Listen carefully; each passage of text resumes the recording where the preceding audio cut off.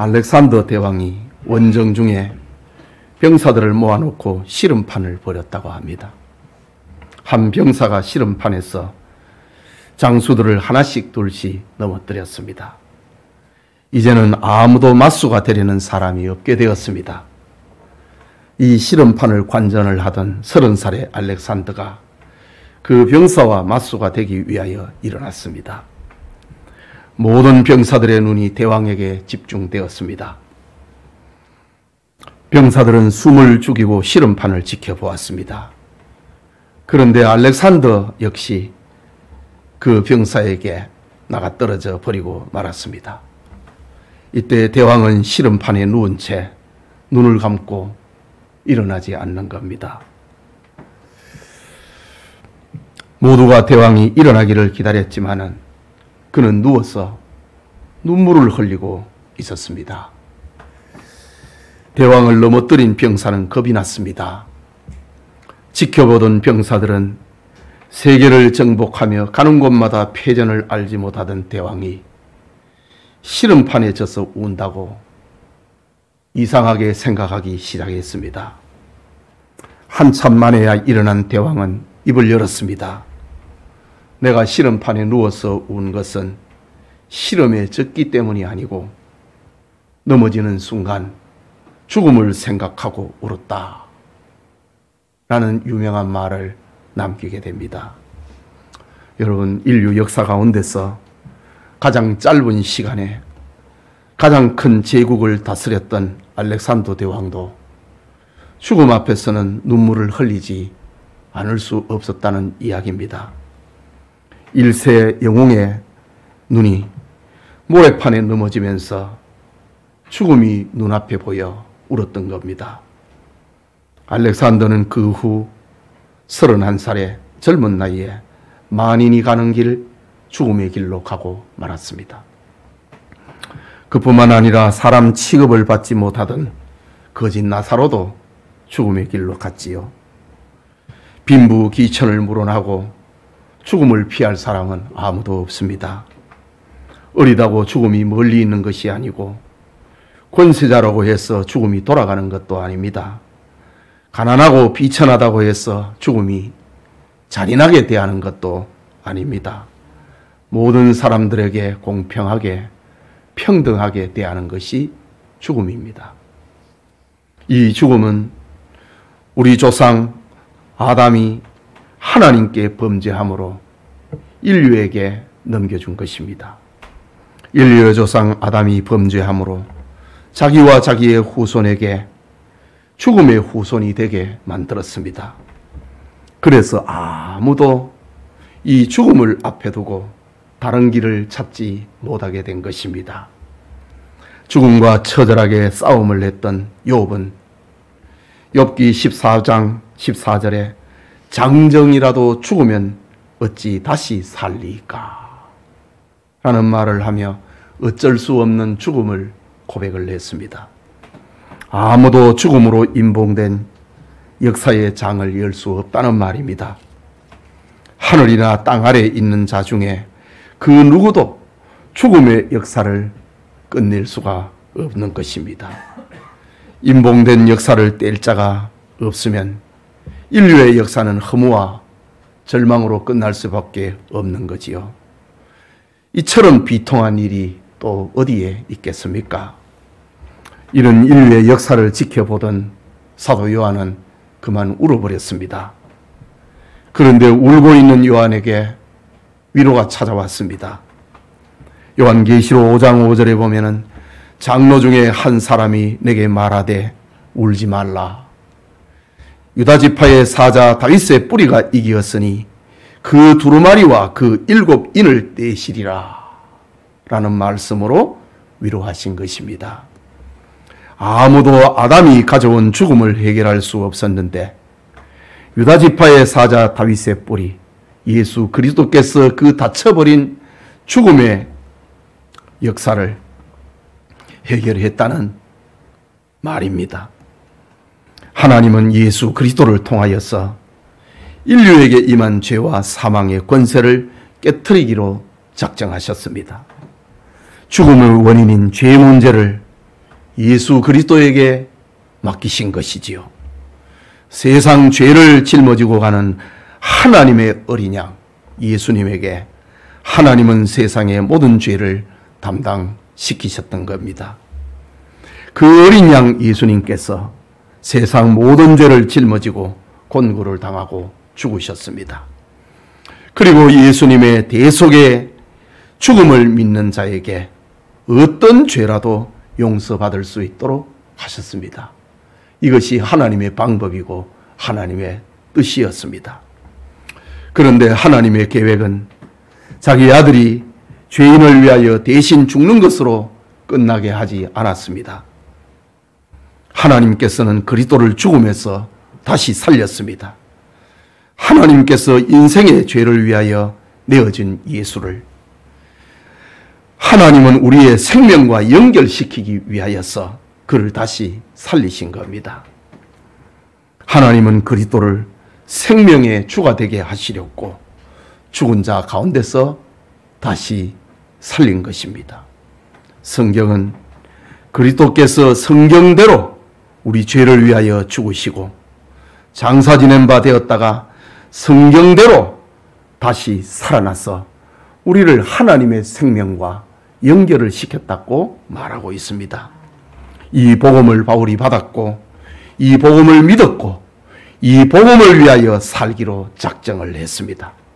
그는 가는 곳마다 그리스도께서 죽은 자들 가운데서 다시 살아났다고 전파하는 것이 그의 복음 전도의 중심 주제였습니다. 그런데 고린도 교회에 이성주의 철학이 들어와서 진리를 회방하고 부활이 없다고 거짓 교리를 가르치기 시작했습니다. 진리가 약화되자 고린도 교회는 인본주의자들이 득세를 하게 되고 분열과 다툼과 혼란으로 신음하게 된 것입니다. 사도 바울은 이런 고린도 교회를 치료하기 위하여 본서를 지금 기록을 하고 있는데 오늘 본문의 말씀은 교회의 핵심 진리를 강조하는 말씀입니다. 12절에 보면은 그리스도께서 죽은 자 가운데서 다시 살아나셨다 전파되었거늘 너희 중에서 어떤 사람들은 어찌하여 죽은 자 가운데 부활이 없느냐, 부활이 없다 하느냐라고 합니다. 교회에서 부활의 진리가 무너지면은 인본주의가 득세를 하게 되어 있습니다. 이 인본주의로 인해 가지고 고린도 교회는 지금 온갖 문제들을 만들어낸 것이지요. 그리스도의 부활은 의심할 수 없는 역사적인 사실이고 기독교 교리의 핵심 진리라는 사실을 저 혼란한 고린도 교회에 다시 우뚝 세우고 있는 겁니다. 바울은 고린도 교회 성도들에게 독특한 방법으로 그리스도의 부활을 지금 변증하고 있습니다. 종교개혁자 마르틴 루터는 이것을 가리켜 부정에 의한 부정의 논증이다. 없다면 없다면 없다면 부정에 의한 부정의 논증이라고 했습니다. 오늘날에도 복음의 핵심인 그리스도의 육체적인 부활을 부정을 하고 믿지 않으려는 이들이 있습니다. 우리는 2000년 전으로 돌아가서 사도 바울의 이런 논증에 귀를 기울이고 주님의 부활을 확증하고 감사해야 하는 겁니다. 이 시간 그리스도의 부활이 없다면 이라는 제목으로 고린도전서 강해 계속하고자 합니다. 말씀을 듣는 모든 성도님들에게 하나님의 은혜가 임하기를 소원합니다. 부정에 의한 부정의 논증, 만일 그리스도의 부활이 없다면 어떻게 될 것인가? 그 첫째는 우리의 전하는 것이 헛것이다 라고 합니다. 본문 14절과 15절입니다. 그리스도께서 만일 다시 살아나지 못하셨다면 우리가 전파하는 것도 헛것이요 또 너희의 믿음도 헛것이며 또 우리가 하나님의 거짓 증인으로 발견되리니 우리가 하나님이 그리스도를 다시 살리셨다고 증언하였음이라. 만일 죽은 자가 다시 살아나는 일이 없으면 하나님이 그리스도를 다시 살리지 아니하였으리라고 했습니다. 이런 헛것이라는 말이 오늘 본문에 반복이 됩니다. 헛것이라고 하는 말, 헬라 말은 케노스라는 말인데 비어 있는 거, 공허한 거, 껍데기는 있는데 속이 없는 거, 그것이 케노스라는 말입니다. 그리스도께서 만일 부활하지 않으셨다면 바울이 전하고 있는 것이나 또 우리가 믿는 것이나 아무 내용도 없고 효력도 없는 공허한 것이 되어버리고 만다는 뜻입니다. 이유는 기독교는 그리스도의 부활에 기초를 하고 있는데 이 부활이 없다면 우리는 내용이 없는 껍질만 가지고 있다라는 겁니다. 요즘 이렇게 택배를 많이 주고받지 않습니까? 여러분, 택배 껍데기만 들고 있는 사람이 있습니까? 그 알맹이가 중요하지요. 알맹이 꺼내고 박스는 버립니다. 그리스도의 부활은 그 알맹이라는 것이지요. 오늘 바울은 만일 그리스도의 부활이 없다면 우리가 믿고 있는 거, 이거 포장지밖에 안 된다 라는 말입니다. 그렇기 때문에 그리스도의 부활이 없다면 기독교는 더 이상 믿을 가치가 없고 전도할 필요도 없는 것이 되는 겁니다. 그리스도의 부활은 전도하는 모든 것의 가치를 담보해 주는 것이기 때문입니다. 여러분, 하나님께서 주신 10계명 중에 내 이웃에 대하여 거짓 증거를 하지 말라라는 말씀이 있습니다. 만일 그리스도의 부활이 없는데 부활했다고 자꾸 말한다면 그것은 전도에서부터 적용이 되어야 된다라는 겁니다. 바울이 전도자가 된 핵심 가치는 그리스도의 부활이었습니다. 그는 부활하신 주님을 만났습니다. 그분이 자신의 구주되심을 믿었습니다. 부활하신 그 주님을 전하지 않으면 바울에게는 화가 미칠 것 같았습니다. 그래서 그는 전도자가 됐습니다. 그런데 그리스도의 부활이 없다면 전도자 바울을 가장 허무하게 만드는 것이 되고 만다고 강한 긍정을 표현하고 있는 겁니다. 그뿐만 아니라 2000년 동안 그리스도를 믿는 모든 성도가 전한 복음의 핵심 교리는 역시 그리스도의 부활이었습니다. 초대교회 성도들이 전한 복음의 핵심은 그리스도의 부활이었습니다. 오늘날 우리가 믿고 전하는 내용의 핵심도 그리스도의 부활입니다. 만일 기독교에서 그리스도의 부활을 뺀다면 기독교는 알맹이가 없는 헛것이고 빈 껍데기가 되고 마는 겁니다. 그리스도의 부활은 복음의 중심이요 핵심 가치이기 때문이지요. 바울은 그리스도의 부활이 없다면 우리는 거짓 증인이 되고 사람들 앞에서 가장 큰 거짓말장이 사기꾼이 되고 만다라고 합니다. 그러나 기독교가 2000년 동안 생명의 종교로 전파되고 있는 것은 그리스도의 부활이 중심 진리로 자리 잡고 있기 때문에 이 신앙의 행진은 계속된다는 말입니다. 여러분, 예로부터 세상에 수많은 종교가 생겼다가 사라졌습니다. 왜 그렇습니까? 그것은 거짓으로 판명되었기 때문입니다.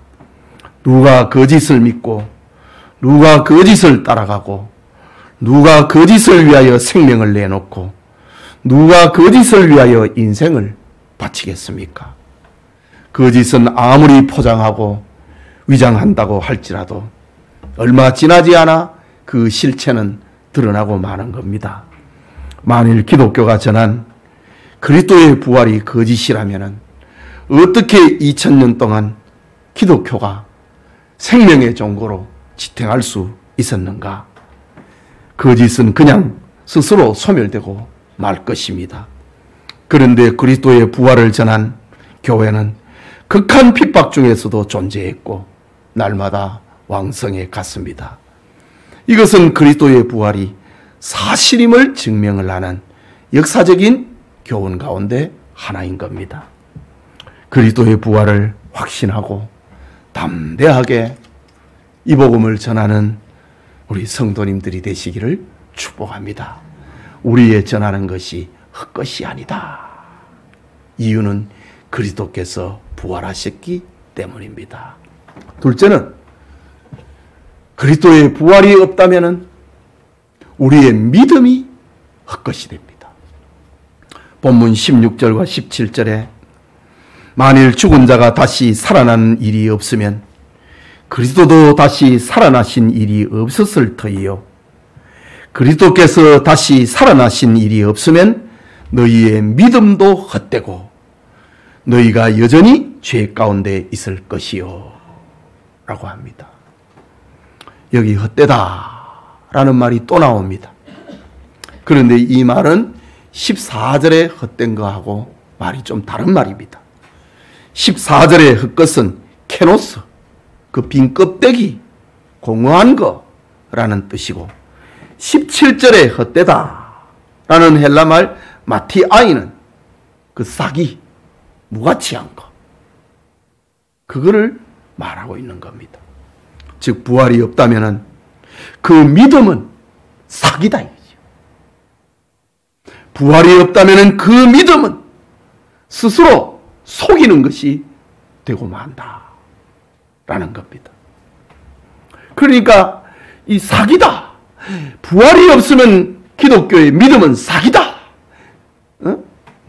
헛것이다, 자기 기만이다, 이 말은 우리의 신앙에 그리스도의 부활이 얼마나 중심을, 얼마나 큰 분량을 차지하고 있는가,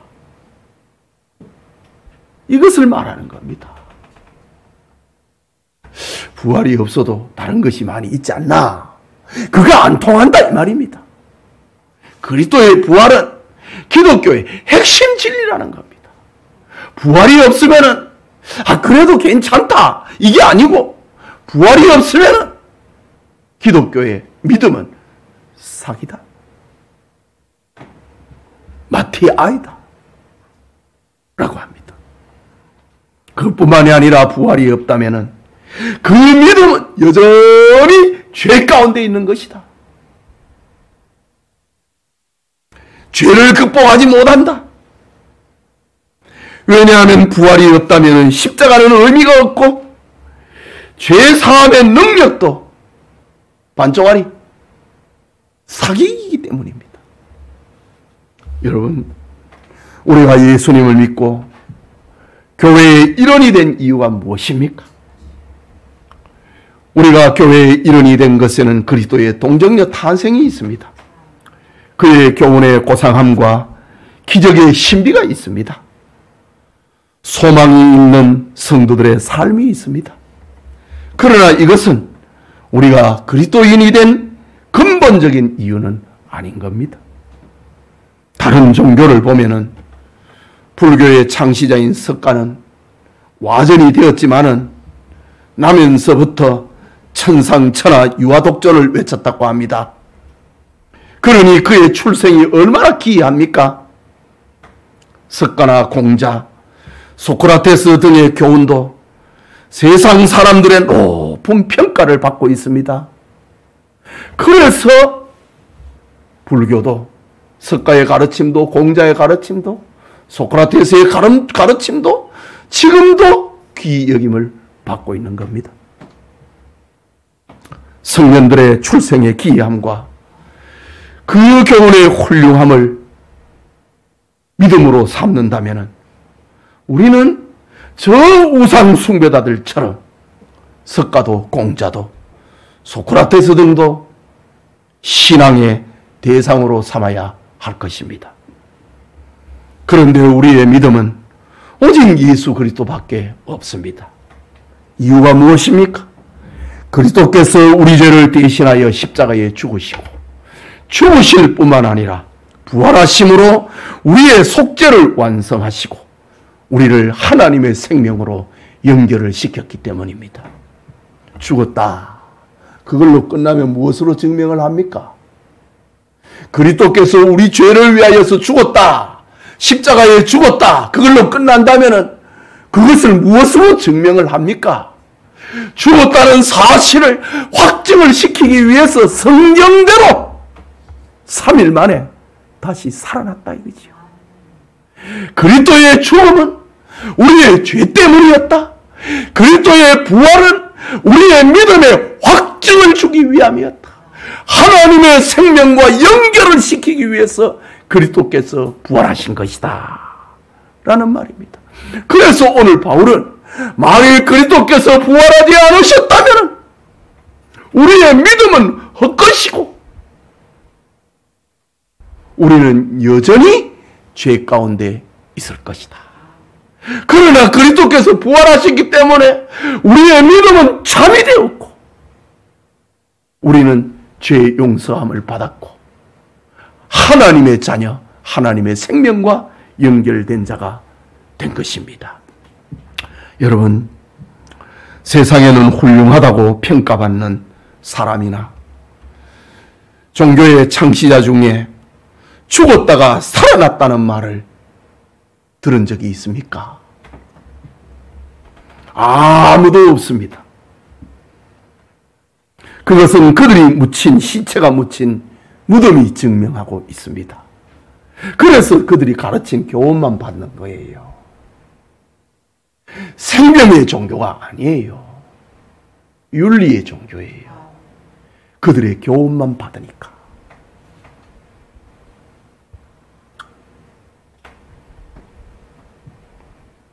세상의 현자와 성인들은 죽어 무덤을 가지고 있습니다. 그러나 그리스도는 무덤에 장사되었지만은 부활하심으로 말미암아 그에게는 무덤이 없습니다. 그리스도는 죽음의 권세를 깨뜨리고 부활하셨기 때문입니다. 그래서 기독교를 생명의 종교라고 합니다. 죽고 그것이 끝나면 그냥 교훈의 종교입니다. 그런데 우리가 믿는 그리스도는 우리 죄를 위하여 죽었고 병 때문에 죽은 것도 아니고 자객에 의해 죽은 것도 아니고 우리 죄 때문에 죽으셨고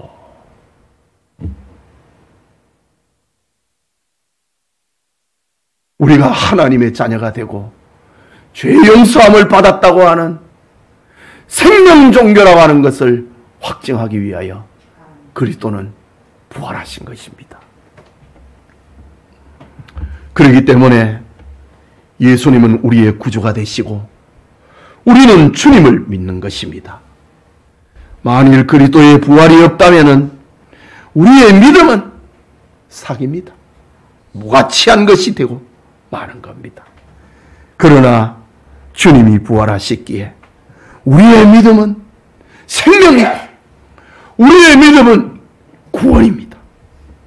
가장 가치 있는 것이 된 것입니다.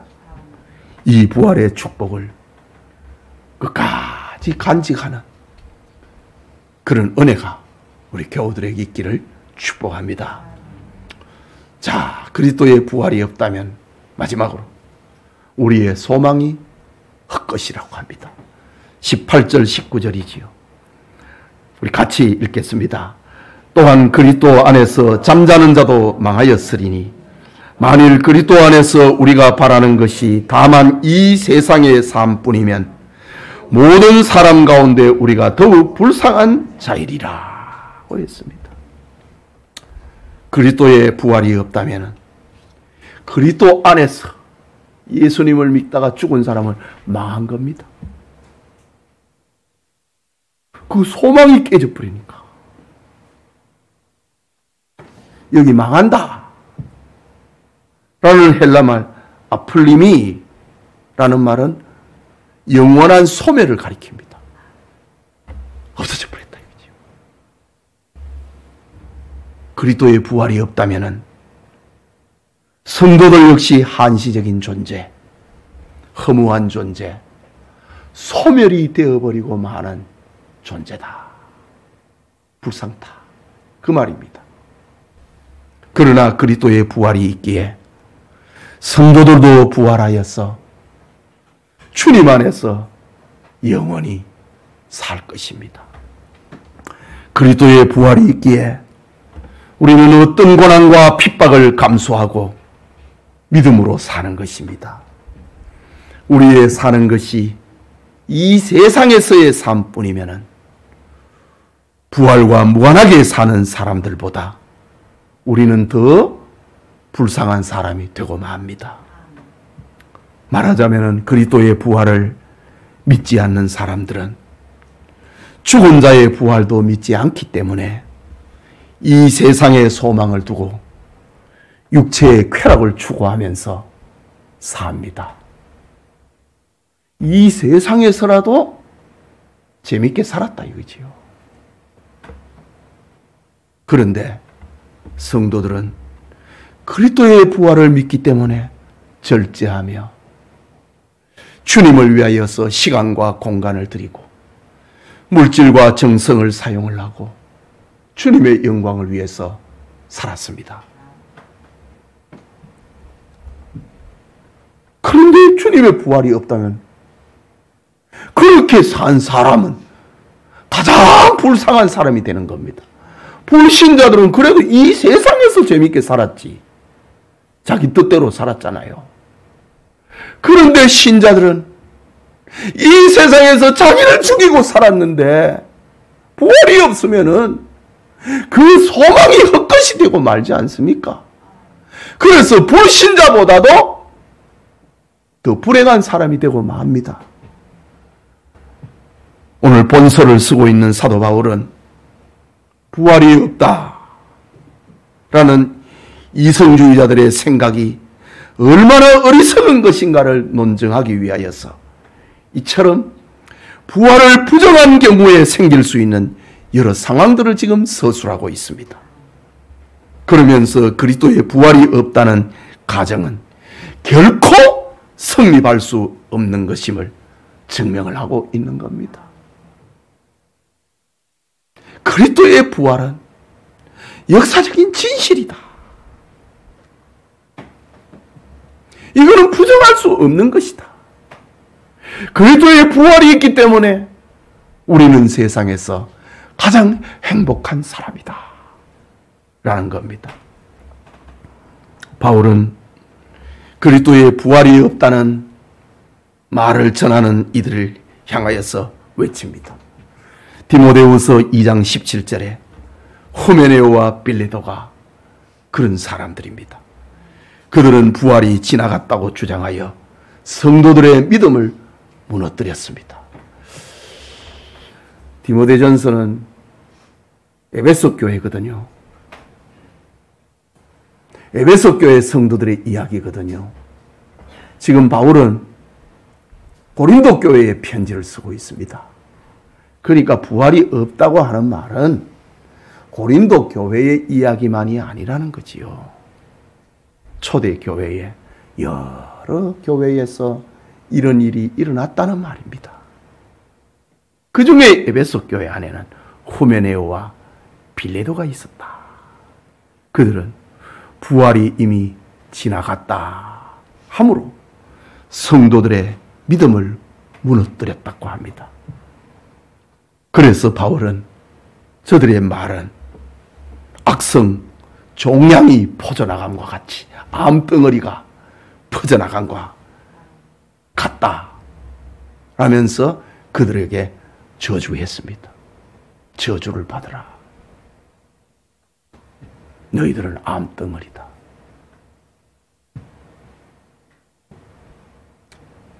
부활은 그리스도인들의 신앙에서 결코 분리할 수 없는 거라는 거지요. 여러분, 하나님을 믿는 우리는 이 부활의 진리를 굳게 붙잡아야 됩니다. 부활의 첫 열매로 일어난 그리스도의 부활이 역사적인 것처럼 이것을 믿는 우리도 그 뒤를 따르는 열매로 장차 부활할 것입니다. 20절부터 그 이후에 다음 시간에 살펴보겠지만은 그 이후에 일어나는 일들에 대한 기록입니다. 부활의 진리를 굳게 잡는 성도님들이 되시기를 축복합니다. 사랑하는 우리 영천의 성도님, 그리고 오늘 헌신하는 이 남전도의 회원 여러분, 그리스도의 부활은 아담이 죽으면서 바라던 소망이었습니다. 자기가 죽음을 가져왔는데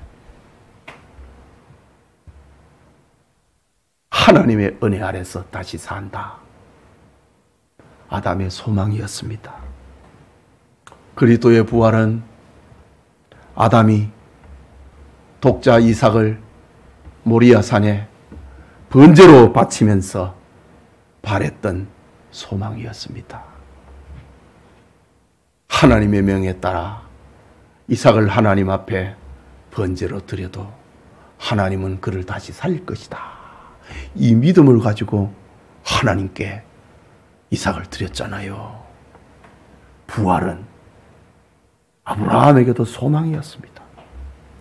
그리스도의 부활은 모든 인류가 죄짐으로 절규하며 바라던 소망입니다. 그리스도의 부활은 죄와 사망의 권세를 깨뜨리며 인류에게 새 생명을 주신 영생의 등불입니다. 부활의 주님에게 연결된 사람은 누구든지 사망의 고통에서 탄식하는 것으로 끝나지 않습니다. 죽음의 사슬이 끊어지고 사망의 권세가 깨어지고 생명의 법이 그리스도 안에서 작동하기 때문입니다. 아담은 죄와 죽음을 가져와 세상을 죽음의 세상이 되게 했지만은 그리스도는 부활의 주가 되어서 세상을 생명의 인류가 되게 하셨습니다. 전에는 죽음이 우리를 지배했지만은 이제는 그리스도의 부활이 그 생명이 우리를 지배하고 우리 안에 활동하게 된 것입니다. 이것이 믿음입니다. 그리스도의 부활의 생명이 역사하여서 2000년 동안 수많은 사람을 새 사람으로 만들었습니다. 수많은 사람을 하나님의 백성으로 만들었습니다. 아무도 바꿀 수 없었던 사람을 그리스도의 부활의 생명이 역사해서 새 사람이 되게 했습니다. 그 열매 가운데 오늘 본서를 쓰고 있는 바울 아닙니까? 바울은 아무도 그를 바꿀 수가 없었습니다. 그 철학이, 그의 소신이 너무 확실해가지고 교회를 박해하는 수많은 사람들 가운데 바울은 열심히 특심했다고 합니다. 그래서 예루살렘에 있는 교회를 다 없애버리고 유다 땅에 있는 교회를 다 없애버리고 집집이 찾아다니며 그의 머리를 땅에 밟고 주를 부인하게 만들었던 주역이 바로 바울이었습니다. 그런데 저 다메섹으로 가는 길에서 부활하신 주님을 만났습니다. 바꿀 수 없었던 사울을 바울로 바꾸어 놓았던 사건이 바로 그리스도의 부활이었습니다. 하나님은 이런 방식으로 종말의 직전 마지막 한 사람까지 이 방법으로 변화시킵니다. 그리스도께서 다시 살아나셨다. 그리스도께서 우리 죄를 위하여 십자가에 죽으셨고 성경대로 그가 다시 살아났다. 마지막 한 사람까지 회개시키고 구원하는 방법은 하나입니다. 그리고 이 변화가 완성이 되면은 하나님은 새 세상을 우리 앞에 펼칠 것입니다. 예배드리는 성도님, 그리스도의 부활은 새 인류와 새 창조의 시작입니다. 우리가 하나님의 재창조에 동참하는 길은 예수 그리스도의 십자가와 부활이 나를 위하여서 이루신 하나님의 구원으로 믿는 것, 그것이 하나님의 재창조에 내가 동참하는 겁니다. 예수 그리스도의 십자가를 믿음으로 죄 용서함을 받는 것, 믿음으로 용서함을 받는 것, 그리스도의 재창조에 동참하는 것입니다. 그리고 그리스도의 부활을 믿음으로 새 생명과 영생에 이르는 것이 그리스도의 부활의 재창조 사역에 우리가 동참하는 겁니다. 사람들은 대개 자기 눈에 보이지 않는 것을 인정하지 않으려고 하는 그런 본성이 있습니다. 그래서 그리스도의 부활이 수많은 증거를 가졌음에도 자기 눈으로 확인하지 못했다고 믿지 않는 사람들이 있지요. 그 대표적인 사람이 예수님의 12 제자 가운데 도마입니다. 그는 주님으로부터 십자가에 죽었다가 다시 살아나리라고 하는 예언적인 말씀을 수없이 들었습니다. 그리고 수많은 사람이 그리스도의 부활을 목격했다고 증거했음에도 예수님의 부활을 믿지 않았습니다. 그런데 부활하신 주님이 도마에게 나타나시자 도마는 나의 주님이시요 나의 하나님이십니다 라고 고백을 합니다. 하지만 주님은 이 도마에게 말씀합니다. 너는 나를 본 거로 믿느냐? 보지 못하고 믿는 자는 복되도다 라고 말씀하십니다. 예배드리는 성도님, 우리 중에 부활하신 주님을 눈으로 본 자가 있습니까? 아무도 없습니다. 2000년 전에 되어진 일입니다. 그럼에도 주님이 부활하신 증거는 충만합니다. 그 결정적인 증거는 성경입니다. 주님은 성경을 근거로 보지 못하고 믿는 자들은 복되다 라고 말씀하고 있는 겁니다.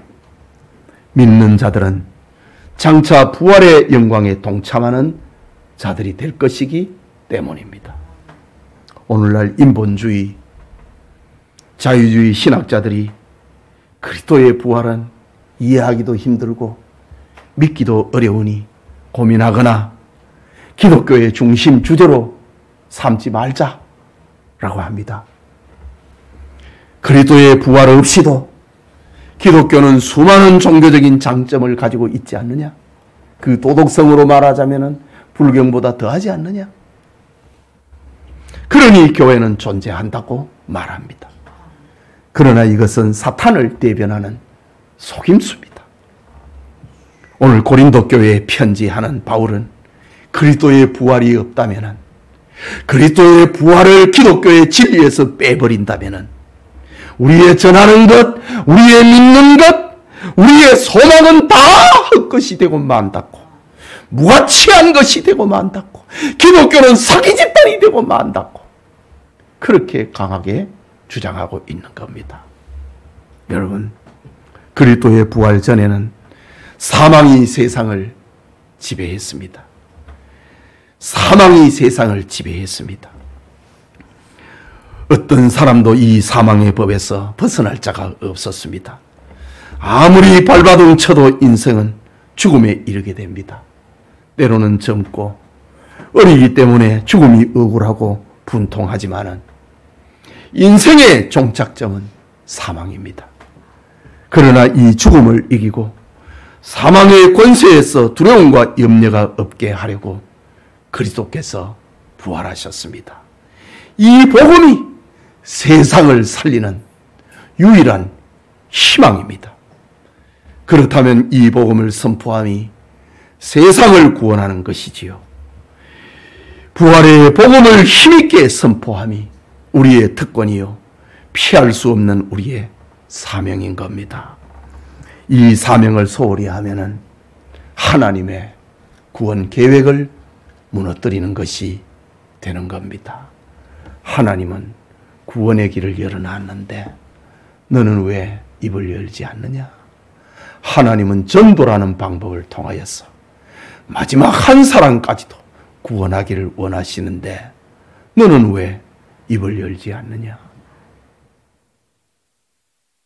가족들에게, 친구들에게, 이웃에게 왜 입을 열지 아니하느냐?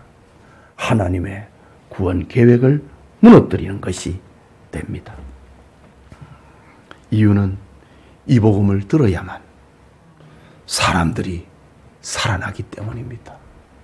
이 복음을 듣지 않고 살 수 있는 자는 아무도 없습니다. 믿음은 들음에서 나고 들음은 하나님의 말씀으로 말미암는다 라고 했습니다. 그러니 우리가 얼마나 이 세상에 귀중한 존재입니까? 불신자들이 교회를 조롱하고 핍박하고 함부로 말을 하지만은 교회는 이 세상의 희망입니다. 교회를 향하여 머리를 들고 교회 안으로 들어와야 세상은 구원 얻을 수가 있는 겁니다. 하나님은 이 복음 선포를 위하여 여기에 영천교회를 세우셨지요. 그리스도의 부활의 복음을 믿고 구원의 소망, 천국의 소망에 참여한 우리 영천의 성도님들이 하나님의 영광을 위하여서 우리에게 맡겨준 사명에 열심을 다하는 교우들이 다 되기를 축복합니다. 우리 같이 기도합시다. 그리스도의 부활이 없다면은 생각할 수도 없는 우리의 신앙입니다. 생각할 수도 없는 교회입니다. 생각할 수 없는 기독교입니다. 부활은 교회에 믿고 따르는 신앙의 그 알맹이입니다. 그러니 다른 종교에 다니는 사람들이 얼마나 불쌍한 겁니까? 그들은 포장지만 가지고 기뻐하고 즐거워합니다. 참, 포장지만 받고 얼마나 기뻐하고 있는지. 그런데 열어보면은 더 비어 있어. 이것이 절에 다니는 사람이고 이것이 우상 숭배자들의 결과입니다. 껍데기만 붙들고 좋아합니다. 그런데 우리에게 이 부활의 복음이 있다. 그래서 바울은 부활이 없다면 이 부정의 방법을 통하여서 부활의 진리가 얼마나 소중한 것인지 그것을 강조하고 있습니다. 여러분들이 예수님을 믿고 교회에 다니는데 그 핵심은 그리스도의 부활이라고 하는 거 잊지 마십시오. 다른 데 휘둘리지 말고 다른 데 목숨 걸지 말고 그리스도의 부활이 우리의 신앙의 시작이고 마지막입니다. 그리스도의 부활이 없다면 예수님이 우리 죄를 위해서 죽었던 것 그거 뭘로 알 수 있습니까? 그리스도께서 다시 살아나셨기 때문에 우리를 위해서 주님이 죽었다고 하는 게 그게 확실해지는 것이고 그리스도께서 다시 살아나셨기 때문에 우리는 하나님의 자녀가 되고 하나님의 생명에 연결이 되는 것입니다. 이 부활의 진리를 우리의 신앙의 핵심으로 여기며 기도하겠습니다. 자비하신 하나님 아버지, 은혜를 감사합니다. 우리의 신앙생활, 교회 생활에 무엇을 핵심 가치로 여기고 무엇을 놓치지 말아야 되고 무엇을 양보하면서도 양보하지 말아야 될 것이 무엇인지를 우리에게 들려주고 있는 생명의 말씀 함께 나누었습니다. 저 거창했던 고린도 교회가 이 부활의 복음을 놓쳐버렸을 때에 온갖 인본주의가 득세를 하고 그래서 교회는 혼란과 분열에 빠지고 세상 사람들로부터 조롱과 비난의 대상이 되었습니다. 이 부활의 진리를 잊어버렸기 때문에 저 고린도 교회가 다시 살아나는 것은 이 부활의 진리를 회복을 하는 것이라고 바울은 들려주고 있습니다. 하나님, 우리 성도들, 그리스도의 부활은 내 부활의 첫 사인이다, 열매다. 부활의 그날을 소망하면서 힘들어도 이기고 어려운 일이 있어도 극복을 하고 죽음에 이른다 할지라도 이 부활 신앙을 끝까지 붙드는 우리 성도들이 되어지도록 은혜 베풀어 주시옵소서. 너의 신앙의 핵심이 무엇인가? 너의 신앙의 가치가 무엇인가? 너의 신앙의 가장 귀한 것이 무엇인가? 바로 그리스도의 부활이라고 하는 이 부활의 진리를 전하는데 머뭇거리지 아니하도록 하나님 은혜를 베풀어 주시옵소서. 하나님 아버지, 그리스도의 부활이 없다면 우리의 앞날은 캄캄합니다. 우리의 전하는 것도, 우리의 믿음도, 우리의 소망도 헛것입니다. 그러나 우리의 신앙과 우리의 전함과 우리의 소망이 헛것이 아니면 그리스도께서 부활하셨다는 사실이 진실이고 진리이기 때문입니다. 이 믿음 가지고 어렵고 힘든 일이 있어도 웃으면서 태연하게 이 시련의 날들을 넘어갈 수 있도록 복을 주시옵소서.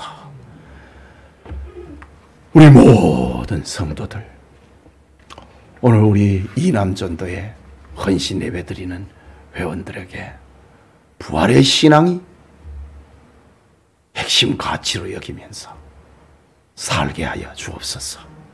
예수님 이름으로 기도합니다. 아멘.